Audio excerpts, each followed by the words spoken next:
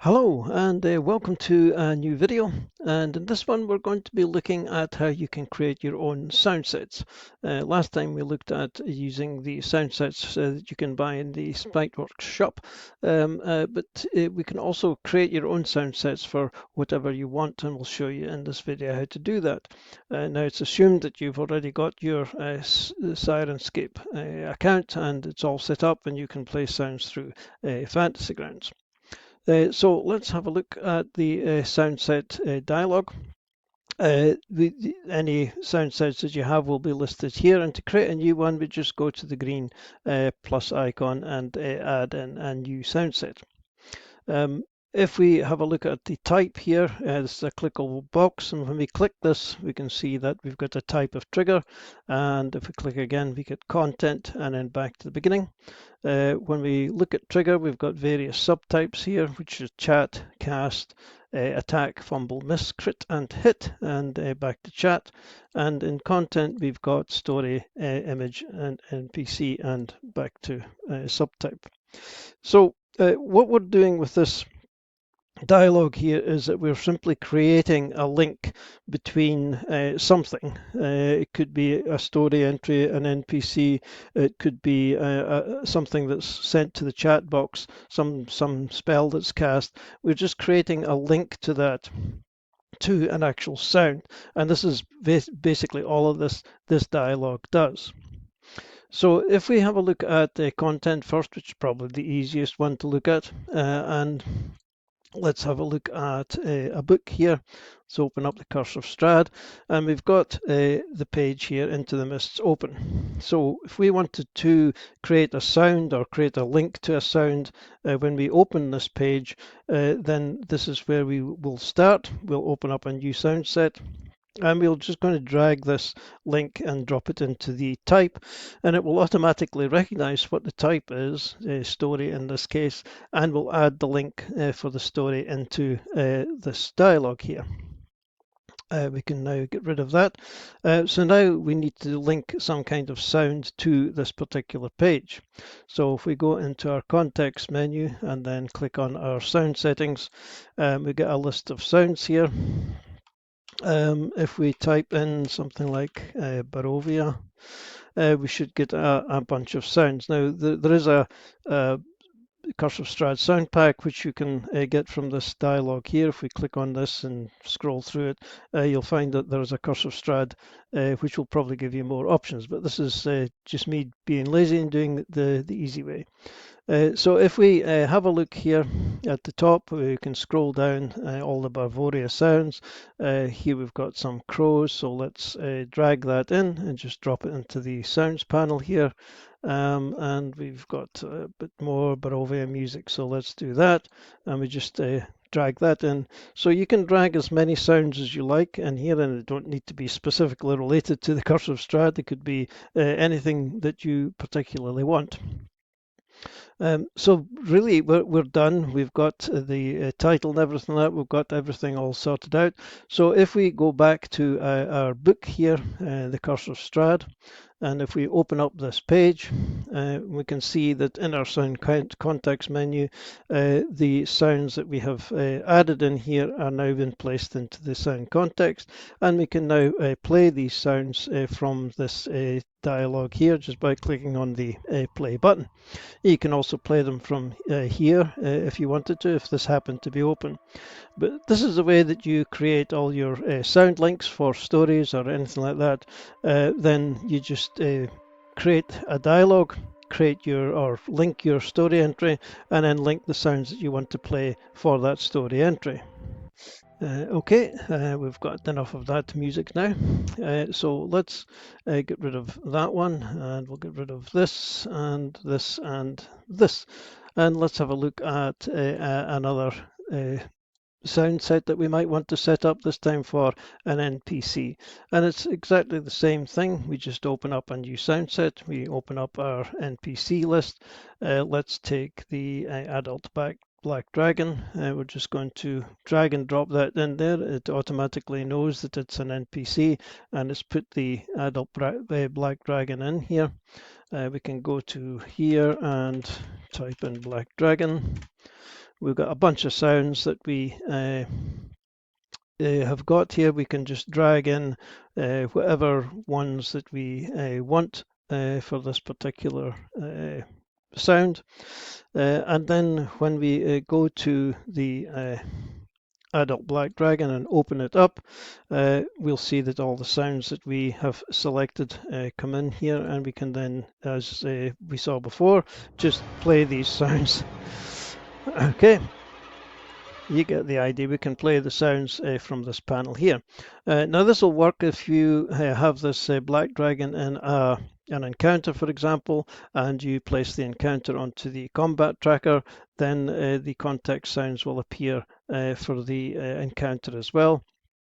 And indeed, if you had an encounter with 3 or 4 different beasties on it and they all had a sound link to it, then they would all appear on the context sounds, and you can play those sounds for in whatever order you want. So that's all fairly simple. So let's close all this out. And then let's have a look at some more complex, I suppose, interactions. So let's, with this, we're going to need a character. Let's get Vary the Wizard up here, and let's go to our Actions tab. And if we scroll up, we can see that she's got a couple of weapons here. Now, if we wanted to create a sound for when these weapons do an attack, or if we wanted to set it up so that it does a sound when the damage is dealt, then we can do that as well. So we'll put Vary slightly to the side here, and we'll create a new item. And this time we're going to go to Trigger, and we're going to have a look at the options here. Scroll through the options, and we've got an attack miss, and then let's go for the attack hit. So what we're setting up here is we're looking for a trigger, which means that something is going to appear in chat. It's going to look for something in chat, and then the subtype we want here is a hit. We then need to tell Fantasy Grounds what pattern we're looking for here. So this is going to be the pattern that's going to match this, whatever we type in here, with what appears in the chat box.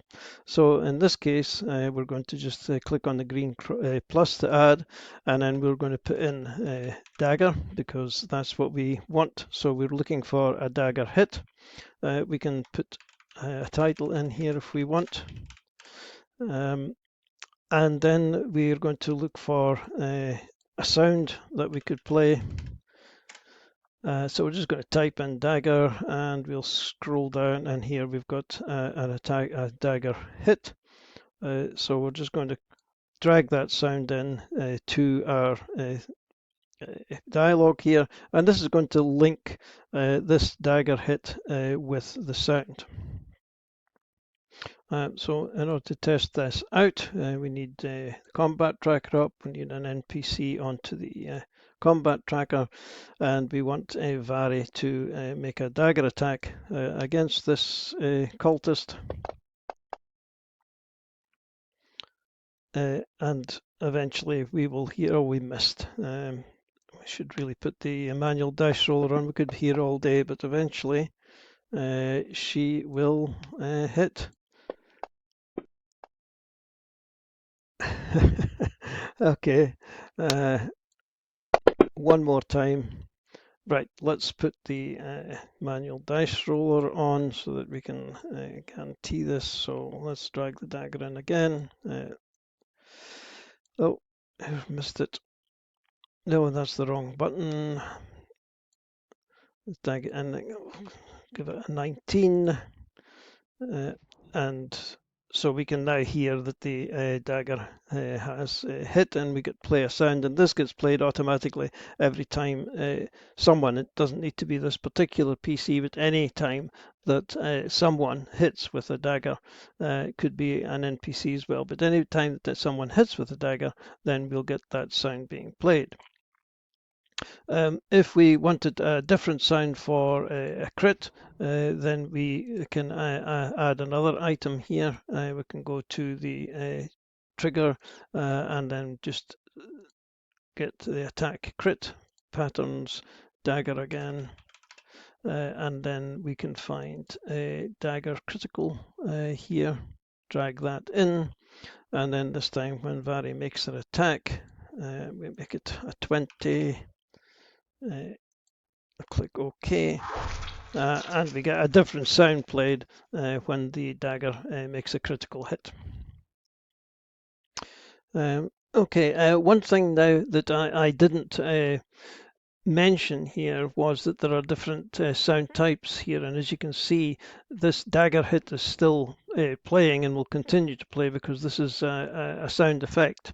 What we really wanted was the one shot here, so we should have dragged in the one shot, and that may it'll only play once. If you pick something else like mood or an SFX, then it'll continue to play, which is what we don't want. So I dragged in the wrong one there, so be sure that when you're dragging these in that you're picking the one shots rather than the anything else. Okay, let's clean this up a little bit. Let's take the manual dice entry off. We'll get rid of that one. And let's skip damage for the moment and let's go down to various spells here. Now we can set up sound effects for various spells. And this follows a very similar pattern to everything that we've seen before. We're going to set up a new sound set. We're going to call this one, well, let's see, I think we can drag the spell in here actually. Yes, so we just need to drag the spell in, and it'll automatically give us the title, the trigger, and everything like that. And we'll notice that the subtype here is cast. So this is going to feed off this button here, which is the cast button, and it's going to look for burning hands as the pattern. So this is set up for us, and we just need to find a sound. So let's type in burning hands, and here we have, and again we're going to make sure we get the one shot for burning hands for the wizard. We're going to just drag that in, and we're done. And now when Vari casts burning hands, it plays the relevant sound that we want for that particular spell. So any spells that have a cast icon like this, then it will be treated exactly the same as this example here. Okay, if we have a brief look here at the fog cloud spell, there's no cast button here, it's simply an effect. If we just click that, we can see that it's just adding an effect. See, we've been testing this out and we've got lots of fog clouds on Vari at the moment. So for this one, what I would do, the simplest thing to do is just to simply add an action and add a cast to this particular line here. Add action, add cast. It doesn't need to have anything in it.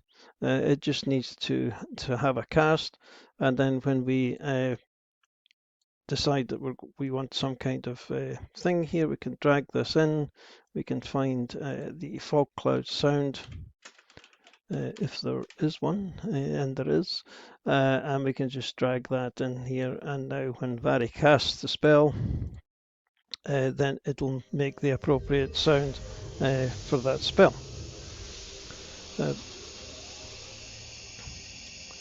Now you could set this up to feed off chat, but this fog cloud itself isn't going to be found. The reason for this is that if you look in the chat window here, we'll see that, now let me see, we'll do it again. Let's just go fog cloud. So all this is doing is actually adding an effect onto Vari. And you'll see that it says effects and then it says fog cloud. And you'll notice here that there is a colon or a opening brackets and things like that at the beginning of the fog cloud. So you would need to include that in. So if we change this here to chat, it's not going to find fog cloud on its own, but if we put the apostrophe in there before the fog cloud, then when we now add this effect in, it's going to play that sound. So there's two ways to handle spells like this, which don't have a cast. Right, let's stop that sound. That's it done. Okay, right. So that's how you would do spells. So you just need to be careful as to which one you use and how you match the pattern here, what it is that the Fantasy Grounds is going to look for. And the best way to do that is to just put it into chat. You'll see exactly what it is that comes into chat, and then just match that pattern in your dialogue here. Okay, so let's have a look at damage now. So we'll close that one. Now, if we have a look up at here, we've got the dagger does piercing, the quarterstaff does bludgeoning. So if we want to set up a sound for piercing, now this isn't going to be specific to any particular weapon, it's just going to be a sound which is going to be played for any piercing damage which is done. So we don't know exactly what the pattern is going to be because the pattern could be different for various characters. So we have to match that pattern, or we have to tell Fantasy Grounds very specifically what it is that we want here. And when we put this into chat, we make a roll, we can see that we've got two lines here. We've got damage, and then we've got a type, and then we've got the piercing after it. So we need to replicate this within our sound. So let's start a new sound. This one, let's call this damage piercing.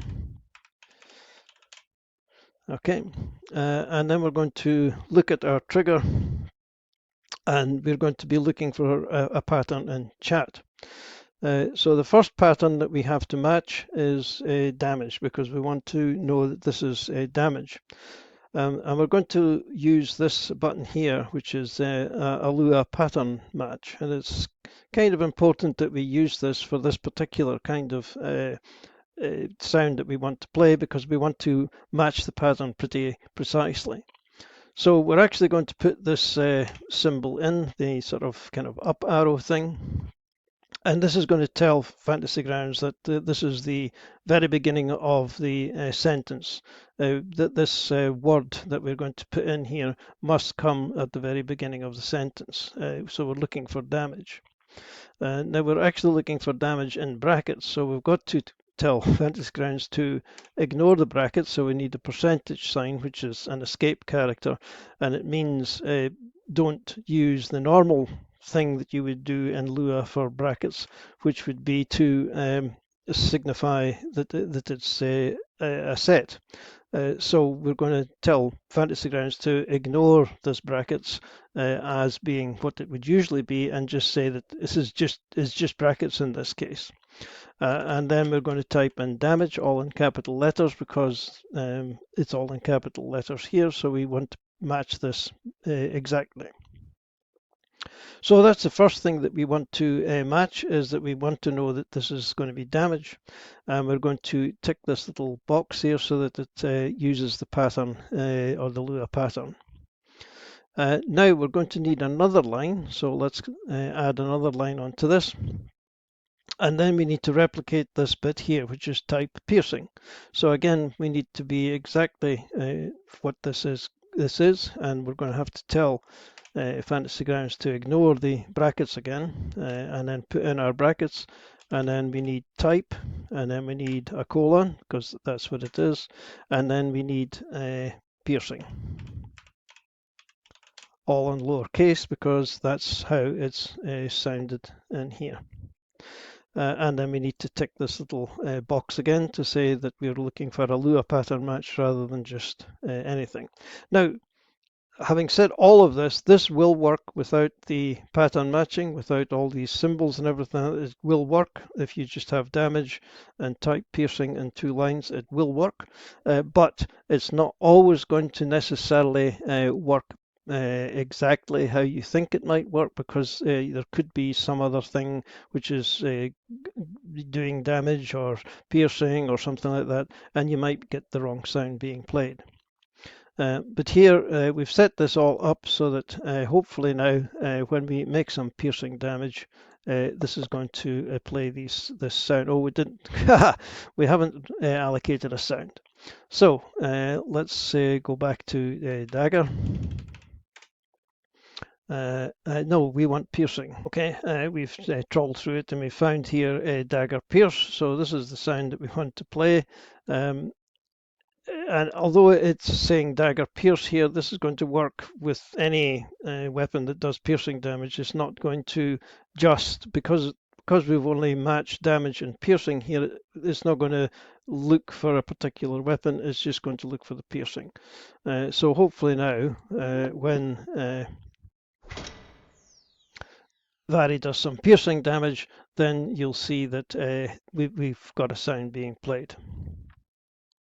Okay, one more quickly because the video is already 21 minutes or something like that. So let's a new one, and this time we're going to be looking for somebody that's dying. Again, we're going to be looking for a trigger in chat, and again we're going to be looking for a Lua pattern here. So we're actually going to have the percentage again because we want to ignore these brackets. Then we're going to look at status colon and then dying, and we need it to be capital D, and then we need to tell it to ignore the closing brackets as well.